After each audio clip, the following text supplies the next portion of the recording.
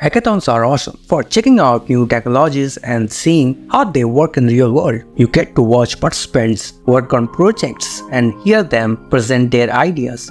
This gives you a good sense of what's hot in tech and how it's being used. For example, there was this hackathon by DataStack where developers built RAG applications using Llama Index and LLMs. You might not know this, but Llama Index is actually a pretty big deal. Recently, Cognition Labs also had a hackathon for Devin, and that's what most of this video is about. We will explore the goals, the projects, unpaid Devin reviews, and how Devin is changing the game for software engineers. At first, I thought this hackathon was about building softwares with Devin. I was curious to see what amazing projects average programmers like you could create with Devin's help. But it turns out Devin is an AI software engineer itself. So this hackathon was actually about providing tools or APIs to Devin can use so that it could potentially replace some more software engineers. Since everyone got early access to Devin, we can probably expect to hear some mixed reviews from frustrated developers involved. So let's take a look at the projects where we go from top to bottom in the winning orders. Let's start with D3N, which stands on the first rank.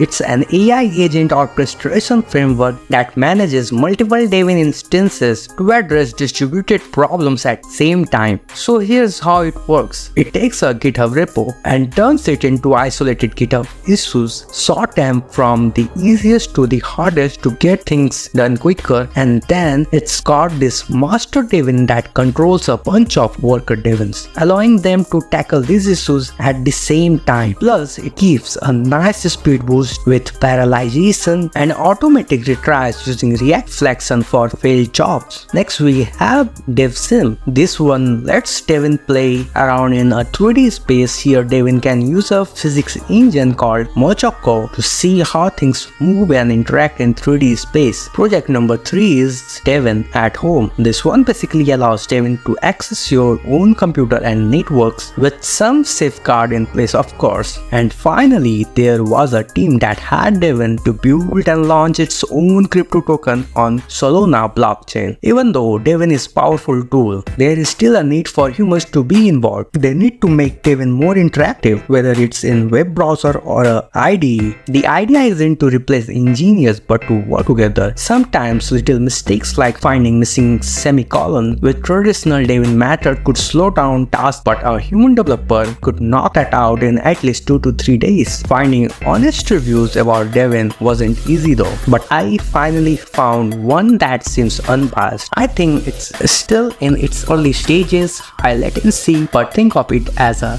SW intern which will only keep getting better. Capabilities wise, strong in web development and question answer, not very strong at designing own experiments, need very detailed instructions for more complex tasks with large number of steps. It feels similar to scripting. You have very capable system but you have to state precisely what you want to do. Also has trouble with chasing errors and not being able to backtrack and upstate itself. After growing discouragement towards Devin, people like Scott Rowe believe that as programming gets easier, the number of developers will actually go up, not down. I think if anything, there's going to be more engineers, not less. There are so many problems that could be solved with code, and there's so much more that could be built with code that I think multiplying every single developer is going to give us more developers, not less. And the other thing I think is that Devin is very much not the type to decide what to do. The average software engineers today might spend 20% of their time thinking through all these really fundamental problem-solving questions and 80% of